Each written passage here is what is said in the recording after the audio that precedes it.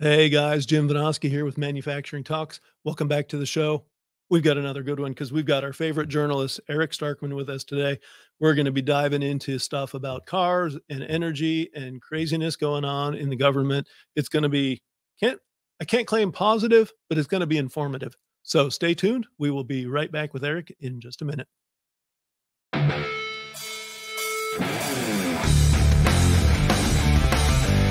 Welcome to Manufacturing Talks with Jim Vanoski.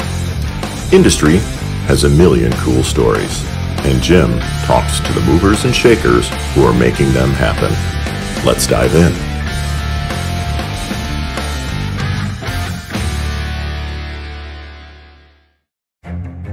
PYS Media, your digital media relations agency.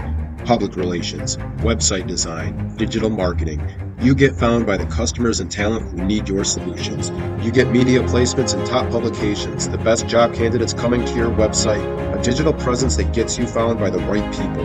Call 616-298-8798 to get started today. Okay.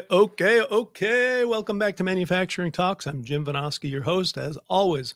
Thanks to DYS Media, our sponsor. Go look them up online. They will do a grand job for you on the PR front. And it is a great day because we are joined once again by our favorite journalist, Eric Starkman. Let's bring him on board here. Welcome, Eric.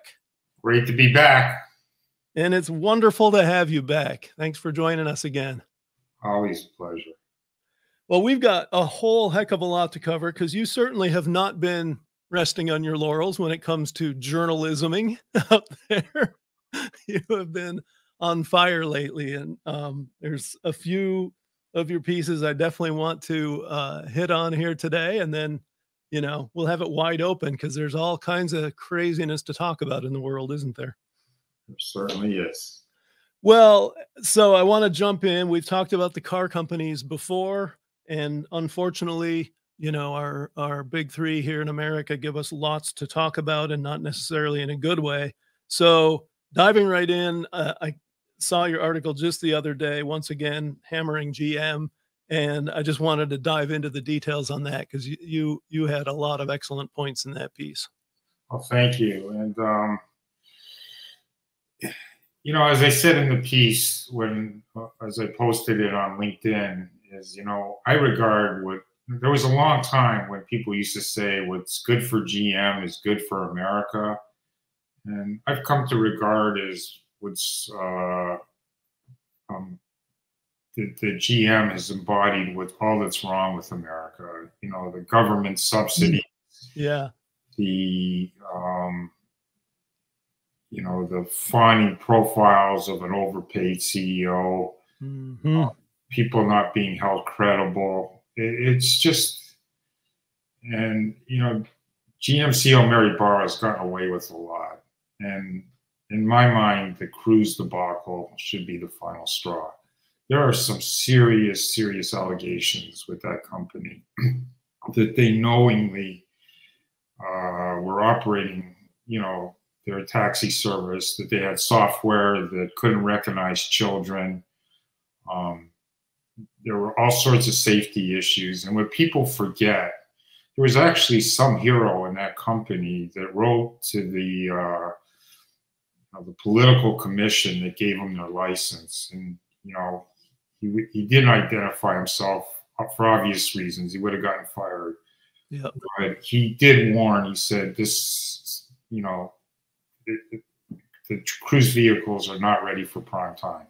Yep. And there's some safety issues. And the commission still approved it. It's a 5-person commission appointed by Governor Newsom. One of the members of the commission was Cruz's former general counsel. Like, this is the kind of stuff you expect in a banana republic. And some might argue that that's what California is. Well, yeah, and I was going to make that distinction that we are talking about California here. So certainly there's a bias toward, being welcoming not only of the technology, but also I think there's an ideological bias there as well that came to play. So yeah, they got approved and they had these autonomous taxis out there supposedly proving the technology, and it wound up being really anything but, right?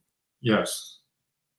And, you know, the hero is, believe it or not, California's motor vehicles. You know, Yeah. I associate them with long lineups and take a number, please. But they stepped in and yanked the license, said you're not going to operate in California. Yeah, and to me, that just speaks volumes beyond belief because, you know, I don't have a lot of good to say about certainly the governing bodies there in California, but for them to step in and yank the rug out from under the Cruz and under GM says there were obviously very, very serious problems there. And this is something that the media glosses over that I just can't get over, is just hours before the DMV yanked the license, Mary Barra was on a conference call with analysts saying you're undervaluing our Cruz business. Yeah. And like, she's Teflon, man. Nobody holds her accountable for anything, it seems. And, you know, I don't know if you saw my piece about the $10 billion buyback. Oh, yeah. Well, that's the one that caught my eye. And I had just seen that news when I saw your piece. And yeah, everything I was thinking when I first saw it, you went into in exhaustive detail. You know, buybacks were once illegal in Canada and the UK. And I believe other countries as well, you know. Yeah, I mean, it's because it's stock manipulation, right? Stock manipulation. And they're using, you know, shareholder money, you know, to do it. It would be okay if, you know, GM wasn't in, you know, the taxpayer money for $10 billion. Yep. And it's like a giant taxpayer money laundering scheme. You know, you know, the government subsidizes their electric vehicles, but the electric vehicles are beyond the means of most people, and the people who are buying them don't need the subsidies; they can afford it. Mm-hmm. And there's indications that these subsidies aren't even what's driving the few EV sales that they've had, because Hyundai and Kia sold more electric vehicles in the third quarter than GM and Ford did, and they don't qualify for the subsidies. Yep. So yeah, but they have a car people want. Yeah, well, they're beautiful cars. The Kia 6, I think it is. That's a sweet looking car. Here in California, you see a lot of them. Oh yeah, I'm sure. Yeah. You know, Tesla's #1, and I think, you know, Kia seems to be #2 for electric vehicles out here, just from observation. Well, and I mean, California, for lots of good reasons, is kind of the hotbed here in America. But the other news that I've been tracking is that the projected sales, the supposed tipping point that we reached last year, where we were going to have this just enormous takeoff in sales of EVs, hasn't happened. And in fact, inventories are increasing. I think we talked about that last time you were on here. That hasn't stopped. And I think there are a lot of people just seeing some of the news that is getting out there, despite, you know, too much media cheerleading about, you know, range and charging and all the negatives. You know, Patrick Anderson, who is an EV owner over there in Lansing, publicizes this stuff really well. And to me, it's really interesting because what you've said about the domestic companies and how, you know, Barra and Farley went out there and had all these brags about how they were going to be super players in the EV world. And now what they were relying on as far as the sales taking off just isn't happening. So that's another kind of knock on your doubt of those two. And by the way, I don't know if you saw this, but it got like scant media coverage. But I thought it was a big deal. It was close to 3,900 dealers across the country signed an open letter to President Biden asking him to come back on his regulation. Says, you know, we have all these great EVs on our lot, but they're not selling. And what I found really interesting is like the top 3 dealers, you know, the states that had the most dealers were California was 1, Florida 2, and Texas 3. And they're the 3 biggest states. So I would imagine they have more dealers than other states. But guess who was number 4? Michigan. Was it really? Yeah, the Michigan dealers, like, you know, they came in, you know, I think California had something like 900 or something, but California, like Michigan, but California is twice the size. Michigan had over 400 dealers that signed that. Yeah. Anybody's. Well, and that also speaks volumes, because what's happening there is we have these mandates about fuel economy standards. And so the car companies have to ship that certain amount of EVs to offset the gas guzzlers. And what those dealers are saying is they're shipping us stuff that isn't selling. You know, when they ship those cars, you know, GM and Ford count them as sales. Yeah. Yep. It's just like really misleading. So people, you know, I saw a headline that in the Detroit News, it said, you know, Ford scores records EV sales, but it just means they ship more EVs. It didn't mean they sold. Right. And, you know, the other thing that people are missing, I think, and particularly the media, you know, the media just, everything's black and white to them. You know, first, like, EVs are like, the greatest thing is we're at the tipping point, and be smooth. It's like everybody's going to want them. Now they're writing the, you know, negative that they're not selling. And you would get the impression like, okay, it's over for EVs, but it's not. Like Toyota is, you know, what they're doing is really fascinating. Like I have developed a real fascination with Toyota and a real respect for that company as well. You know, they took a beating for not embracing, you know, the CEOs. People aren't going to want these electric vehicles, and they'll buy hybrids. And for the environmentalists, everything's black and white to them. It's like either EVs or what's some of the criticisms I get? You're an oil industry bootlegger. Right, yes, a climate denier. Climate denier. Like, the stupidest insult there ever was. I'm just collecting all the insults that I get. Yeah. They, you know, in the end, it's how many, it's like, you know, reducing your footprint, your carbon footprint. Yep. And Toyota's doing that in a big way. You know, their Prius, like, you read the reviews of the Prius, they read like ads. Like even the journal guy who was almost choked on his words because, like, you know, he's an EV guy. Yep. But he had to say, you know, this is as good as it gets for a hybrid. It was a great review. He said, no, why would I want to buy a hybrid when I could buy an electric vehicle? But the fact is, the plug-in hybrid of the Prius, it can go 40 miles on a single charge. And the argument that the people who say that range anxiety is not realistic, that most people use their cars just for the city, therefore they can charge it at home, therefore you don't have to worry about range anxiety. Well, if you use that argument, 40 miles on a single charge on a hybrid charge isn't all you need. You'd never go to the gas station. So they've done a great job in Consumer Reports. I saw one of their executives quoted in the Detroit Free Press saying, you know, hybrid technologies are, you know, complicated, but Toyota and Hyundai are the only two who have really mastered it. Yep.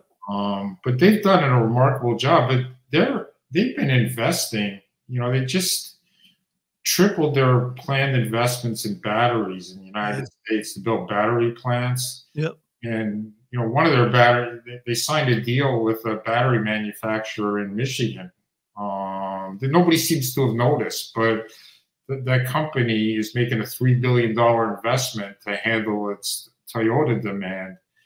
And you know, Toyota's committed to building an electric SUV in Kentucky. And you know, they build their hybrids, like the Grand Highlander. The hybrid is like, they sell as soon as they get on the lot, they sell them. Yep. That's made in the United States. They're coming out with a Lexus version of that vehicle. That's going to be made in the United States. Yeah. Yeah, and that's what a lot of people don't realize is these foreign companies are making those cars here. They are. But they're all down south where they don't have to have the UAW dogging them. And so, yeah, that's another knock is that we can get into that recent settlement of the strike, but, you know, that certainly isn't helping matters either.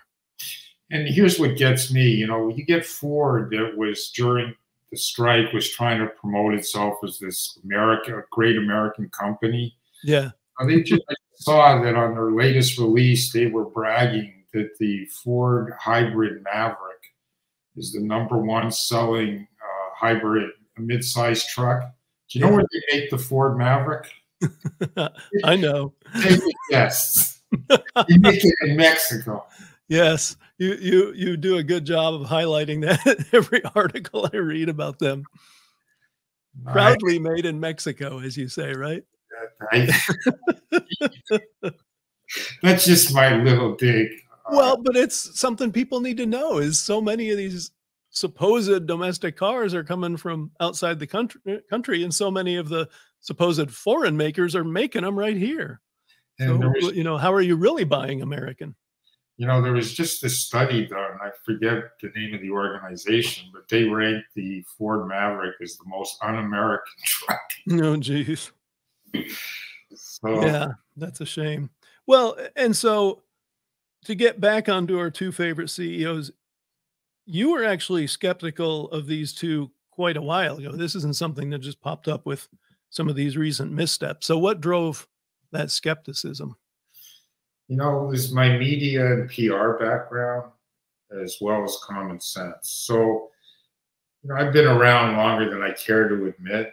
And one of the things that you can pretty much take to the bank that whenever the media has a uniform narrative,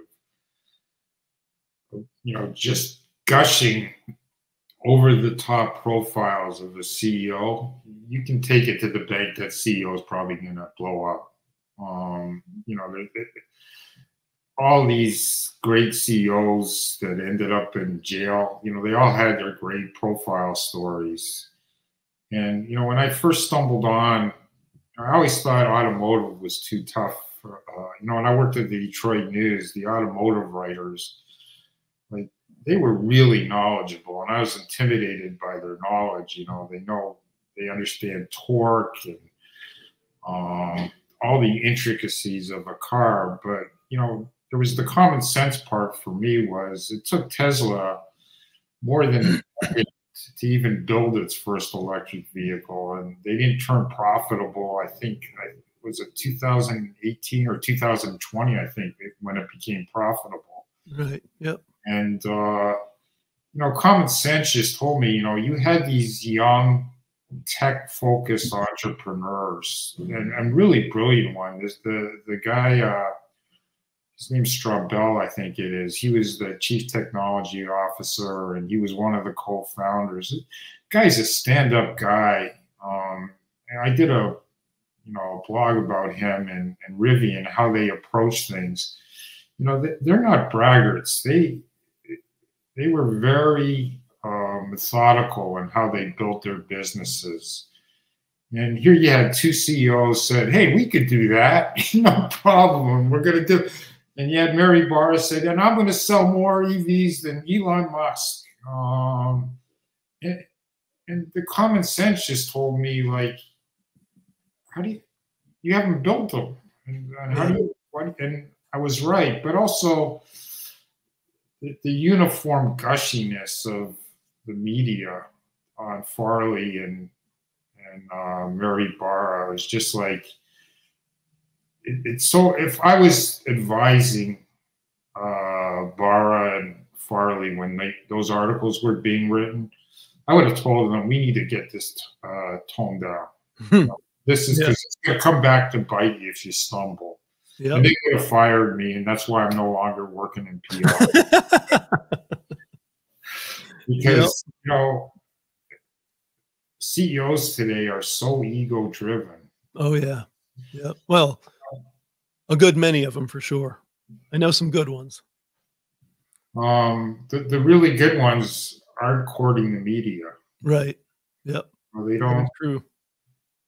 And you know, one of the other things I've come to appreciate about Toyota, it's really like a team effort. Oh yeah. They, you know, I've been watching their videos. They make these amazing videos, and like they made a video of the people behind the Toyota Tacoma truck. Mm-hmm. They're fascinating. You get to see the real people and why they're making the trucks and why they work at Toyota. And, you know, I'm embarrassed. I told you I was just nearing completion of my Toyota profile that I was going to write. Right. I'm working on it. But it's a fascinating company. And I think that people in the media and also on Wall Street underestimate that company. And they also underestimate Stellantis, which, you know, just the name alone. They're not courting the media.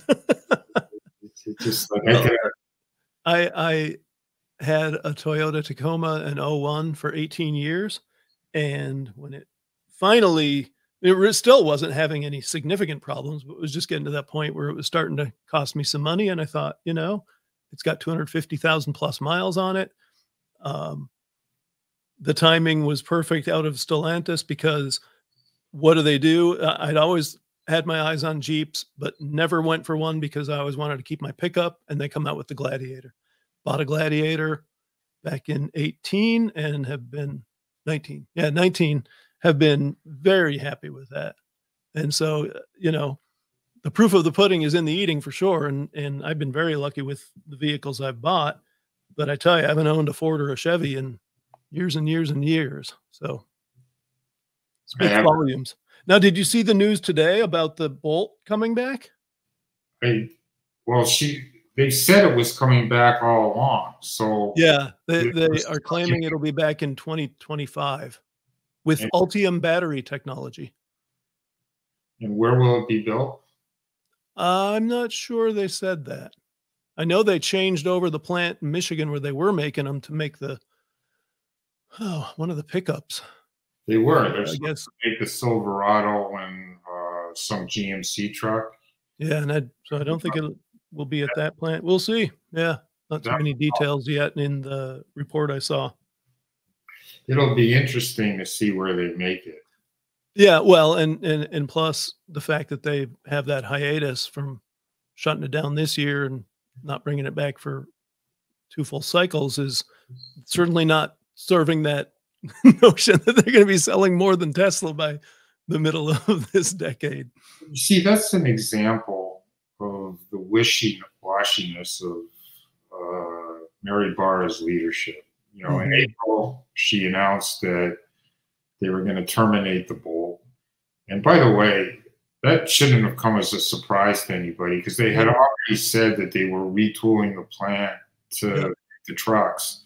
So, and nobody asked, well, what's going to happen to the Bolt? It's like, so it wasn't a surprise. But, you know, about 4 months later, she said, you know, I think we will make the Bolt, you know, because they started to sell. It's like, if they didn't have they'd have like almost zilch sales of electric vehicles. Yep.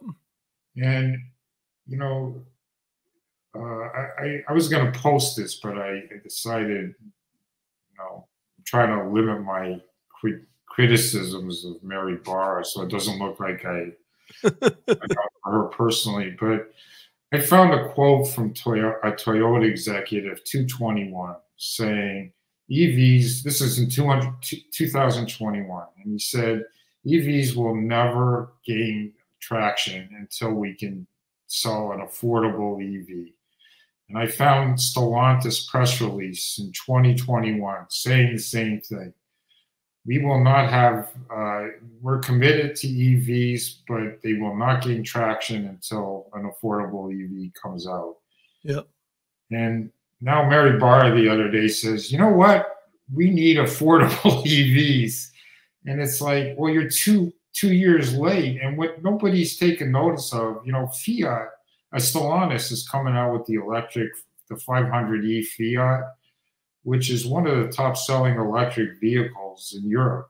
Oh, wow. It's got some traction. They're introducing it here next year. I see different price points on that car, but Stellantis is also coming out with like a $25,000 equivalent vehicle in Europe for electric vehicles. Mm-hmm.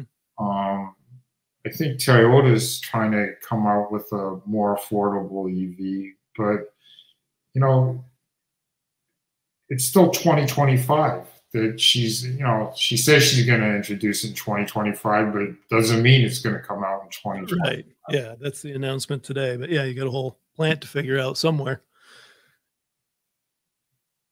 So if you think about where the big three are today, that you may have just kind of given this answer, because I agree with you that you're not going to see that huge hockey stick of EV purchases until they're affordable and no longer the tool of the rich. But are there any other things that the big three, and you know, included in the big three, obviously, is Stellantis, which maybe you don't count as needing to change their course, but certainly Ford and Chevy. What should they be doing to get back or to get to where they're competitive in this supposedly burgeoning EV world? Well, quite honestly, I think they got to replace their CEO.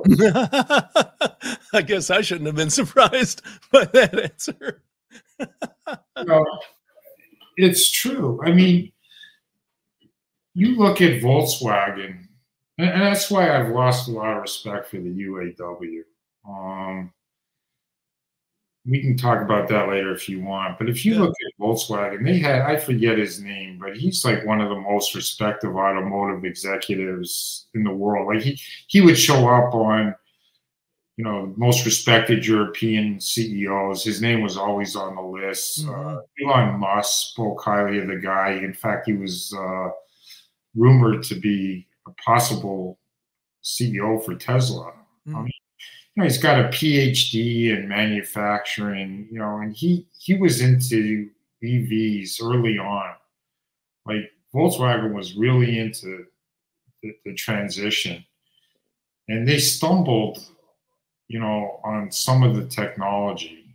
And the union at Volkswagen has a lot more influence than the UAW does on management and decisions. And the union played a role in forcing this guy out, saying he was moving too fast on EVs. But if this guy wasn't, you know, right to lead the EV revolution, you got to wonder yourself, how do Mary Barra and Jim Farley keep their jobs? Yep. That was Herbert Diess you're talking about. Yeah, that's his name. Thank you. Yep. And you look him up. He shows up on all these surveys, like the most respected CEOs, and his background, his technical background's impeccable. Yeah, he was, you know, he is an engineer, which I'm an engineer too. So obviously that is a big plus to me. But, you know, you've talked about Musk and how well he's done. And you think about when Tesla was really struggling with getting cars out the door, where was Musk? He was on the factory floor, sleeping in the factory.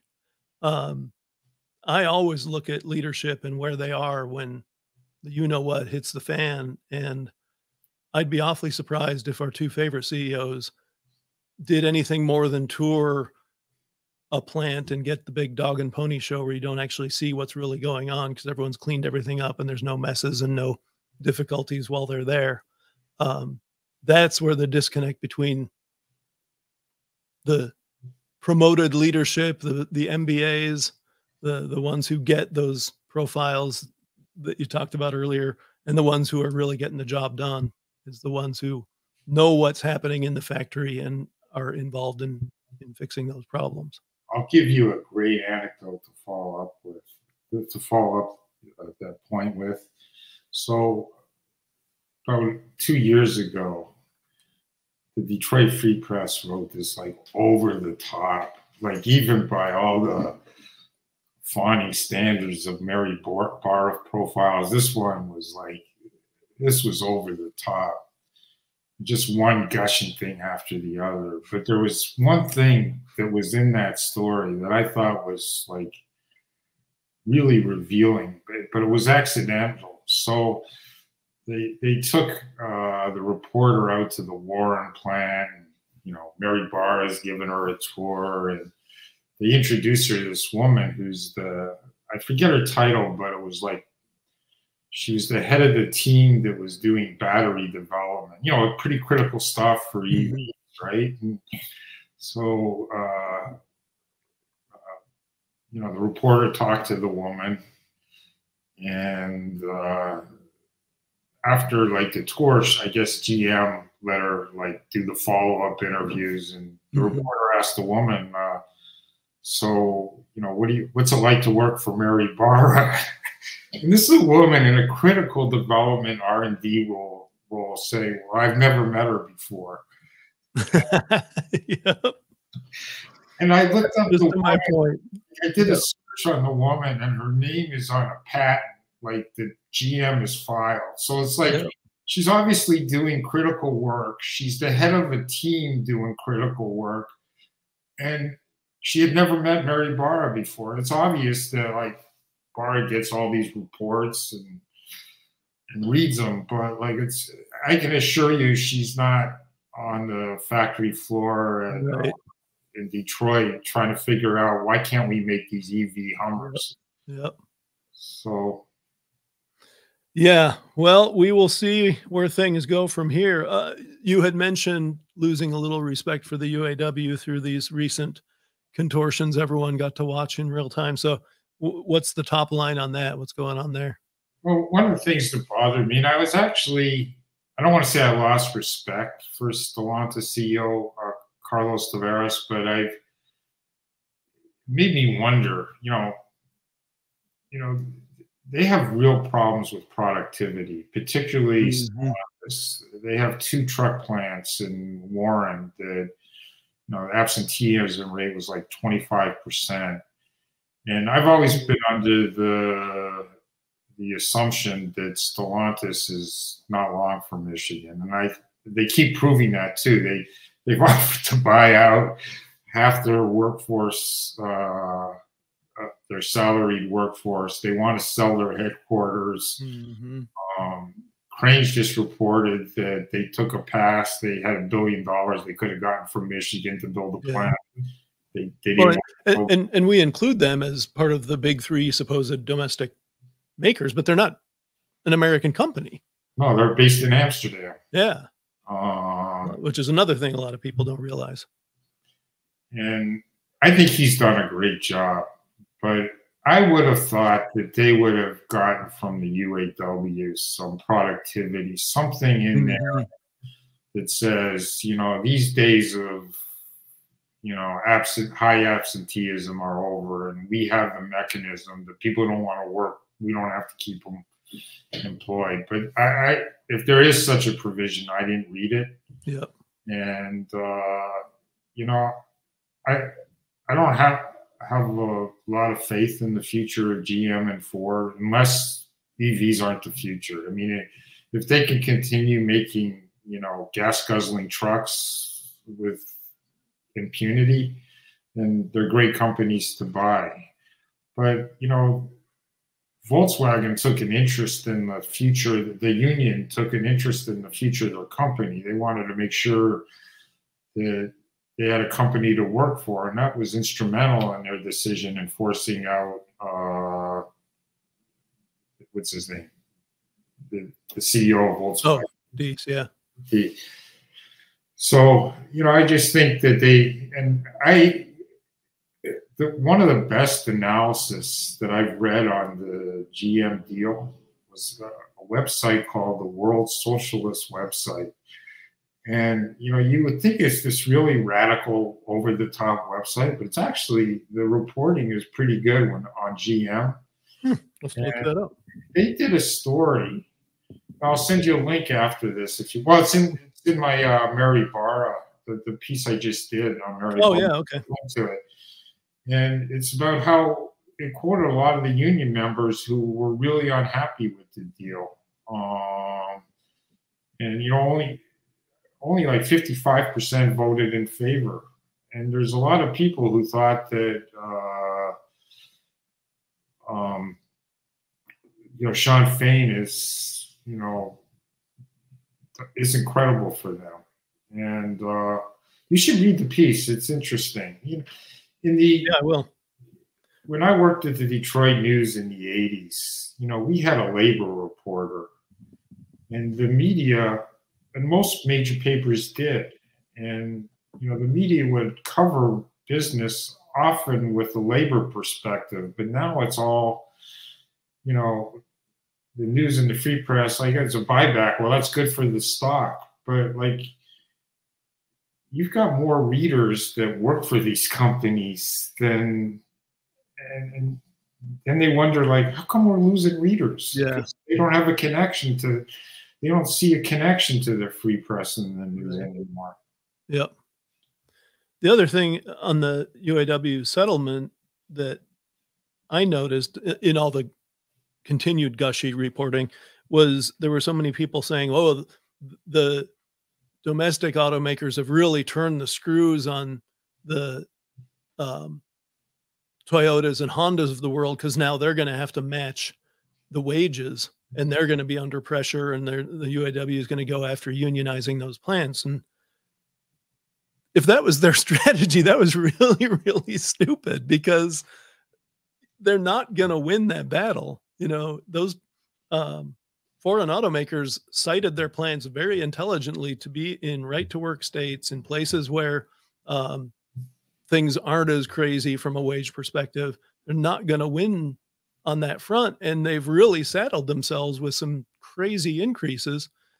Those other automakers can absorb wage increases, but there's also all the benefits and other things that are behind that no one wanted to talk about that they're not going to match. And so to some extent, it becomes this thing where for example, our Michigan plants get even less competitive. They were already not very competitive to start with. They get worse in that regard. Now the domestic automakers are sending more production down to Mexico. The supposedly foreign automakers are making more down in, Kentucky and Georgia and North Carolina. It's if we ever got honest reporting, that should be front and center, is that our domestic automakers are killing our domestic production. We are so in agreement. Yeah. You will not get an argument from me. I need to do an article on that for Forbes, because I think it's one of the big misses in all the reporting about the outcome of those settlements. One of the things that amazes me about Toyota, their chief scientist is actually based in the United States. Oh, really? And they have critical R&D facilities in Northern California and also in Cambridge, Massachusetts. But are you aware that they have like a design and engineering facility in Ann Arbor, Michigan? Like I'm willing to bet you that even Governor Whitmer doesn't know. That wouldn't be a surprise. She's like, always talking about her great clean energy jobs, paying $41,500 to work on a battery plant. Well, I don't think that's a great job, by the way. Working at a lithium battery plant has a lot of risk. One worker already died in GM's Ohio plant. They've already had a spill. But Toyota's got like these, more high-paying jobs in the United States as well. And most people don't know this, but most of the design, even by the foreign companies, the actual automotive design of the cars and the vehicles, it's all done in the United States. There's a design school here in LA, Pasadena, that turns out all the design, if you want, it's like the Harvard of automotive design. Wow. companies have offices here in Southern California for design, or Northern California. That is interesting. We are getting close on time, and you mentioned our governor here in Michigan, and you also had a report on her recent legislation she signed about clean energy, and I wanted to wrap with that. It's well, what I wrote about was all her promised jobs that haven't materialized, and I don't understand the lack of outrage with the Blue Oval plant in Marshall, Michigan. Mm-hmm. Well, there is local outrage because you saw in the recent election they ousted pretty much all those town supervisors that went against local wishes and green-lighted that supposed project. But it's a much bigger story. The whole Michigan Economic Development Corporation should be investigated. But where I don't understand, like, the lack of outrage is Ford promised 2,500 jobs, and they were getting $1.7 billion in incentives, which worked out supposedly to $700,000 per job, which, like, that's crazy. Yeah. Then they announced, you know what? We're not going to build. We don't need such a big plan. We're only going to employ 1,700 people, and we're not going to make so many batteries. And it's not clear to me that they're not going to get the same size subsidies. Nobody is totally opaque. But there's, so there's like 800 jobs that aren't going to materialize there that were promised. Mm-hmm. The battery, there's the Lake Orion plant where they're supposed to build the electric trucks that are going to be shuttered for a year. I think that's another 1,500 jobs. They're not going to build the Cruz vans, the driverless vans. That's supposed to be in the Detroit Hamtramck plant. I don't know how many jobs aren't going to materialize there.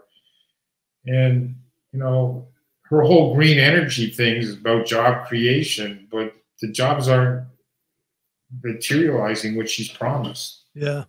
You mentioned the MEDC, the Michigan Economic Development Corporation. They had a gushing post on LinkedIn about, Governor Whitmer's guaranteed clean energy. It's going to create all these jobs. And I commented and said, ask Germany if that's a job creator, because they're currently deindustrializing and they're in a panic and starting up coal plants again because they've totally screwed themselves on energy. And here we are following that stupid lead. Yeah, I'm still dumbfounded that Germany. I know. Yeah. I would have expected, better vision out of that country. But. Well, I'm afraid we don't have much good vision in Western leadership really across the board. So hopefully at some point people wake up, because right now we are on a path to energy poverty and people dying because of it. And I think Michigan's on the cutting edge of the decline. Yeah, unfortunately, California went first, but what California has is pretty decent weather.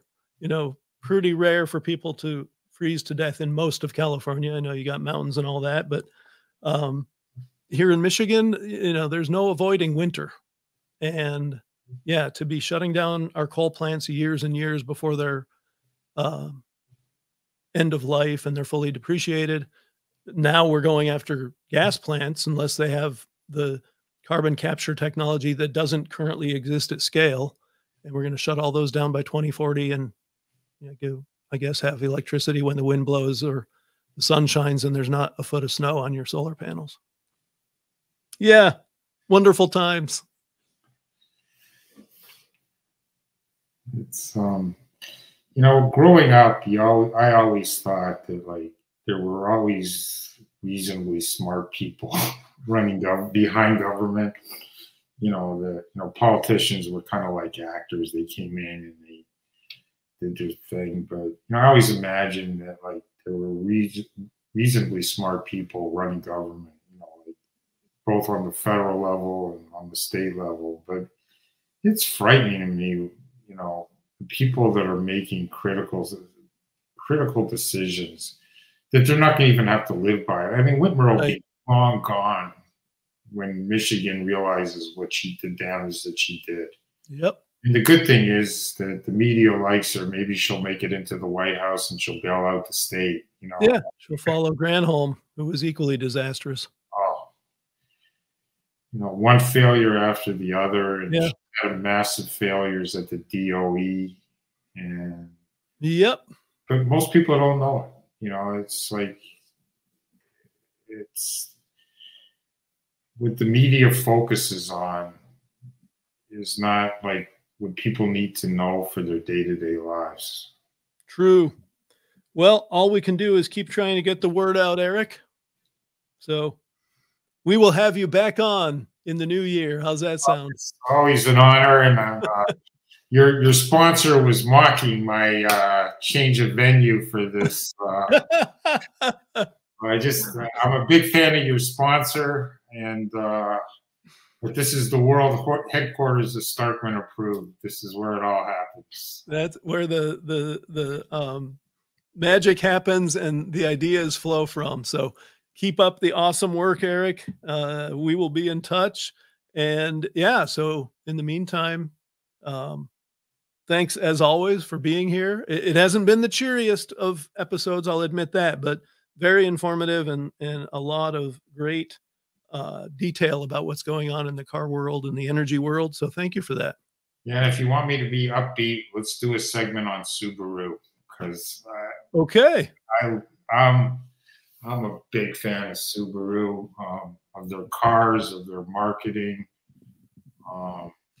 So if you want upbeat, get me talking about Subaru.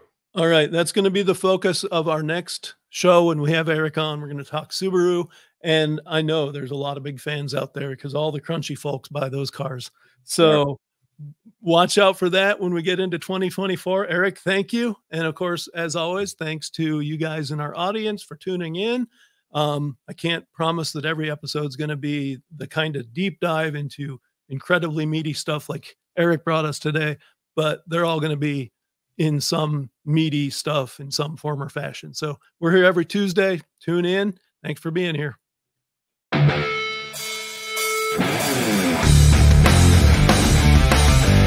Thanks for tuning in to Manufacturing Talks with Jim Vanoski. Watch for new episodes dropping every Tuesday. And don't forget to like, share, comment, and subscribe.